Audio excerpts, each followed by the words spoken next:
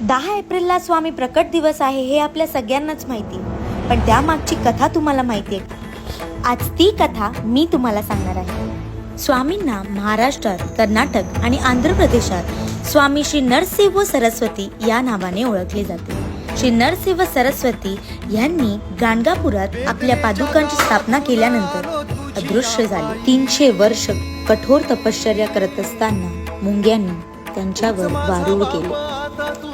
एके दिवशी उद्धव नावाचा एक लाकूड तोडा त्या वनात आला। लाकूड तोडत असताना चुकून ती कुऱ्हाड खाली वारुळावर पडली। वारुळातून रक्ताची धार सुटली।